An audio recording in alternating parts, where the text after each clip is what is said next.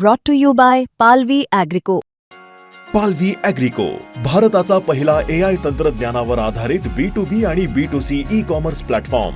शेतीसाठी जे काही लागणार थेट तुमच्या बांधावर पोहोचणार, मोबाईलच्या एका क्लिकवर. लेकिन क्या ये वक्त आ गया है कि अब इस मुद्दे पर एक नेशनल डिबेट जरूरी हो गया, क्योंकि कई सारे लोग, सुप्रिया सुले उस दिन किसी इंटरेक्शन में उन्होंने कहा कि जिन्हें जरूरत नहीं है उन्हें आरक्षण नहीं लेना चाहिए, उसको लेकर भी बवाल हुआ. क्या आपको लगता है कि एक नेशनल डिबेट की जरूरत आज की स्थिति में आ पड़ी है? कई बार कई संगठन इसकी मांग कर चुके हैं कि एक बार इसके बारे में सोचना चाहिए. मुझे ऐसा लगता है कि हम बहुत ही इवॉल्विंग सोसाइटी है, और आज अगर हम लोग देखें तो जो ओबीसी का रिजर्वेशन है उसमें नॉन क्रीमिलियर एक प्रकार से यही दर्शाता है कि ओबीसी में या पिछड़ों में जो गरीब हैं उनको ही रिजर्वेशन मिलना चाहिए.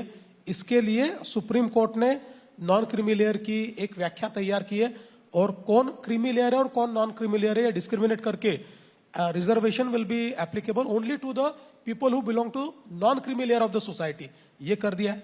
अब रिसेंटली सुप्रीम कोर्ट ने ही ये बात कही अपने एक ऑर्डर में, ये कहा है कि धीरे धीरे शेड्यूल कास्ट के लिए भी हम लोग ये प्रयास करें कि नॉन क्रीमिलियर के कॉन्सेप्ट पे जाए, क्योंकि शेड्यूल कास्ट में भी शायद हर राज्य में एक डोमिनेंट समाज है जो समाज ज्यादा रिजर्वेशन का फायदा लेता है. बात कर रहे हैं. तो उसका एक उन्होंने दोनों चीजें कही, उन्होंने एक सब क्लासिफिकेशन भी कहा है और साथ साथ नॉन क्रीमिलियर का कॉन्सेप्ट भी कहा है.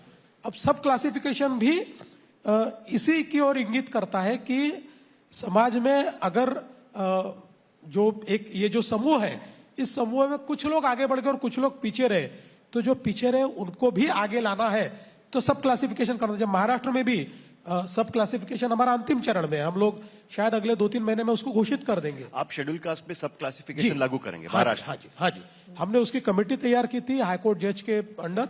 वो कमेटी अंतिम चरण में है, हम जल्दी उसको लागू करेंगे.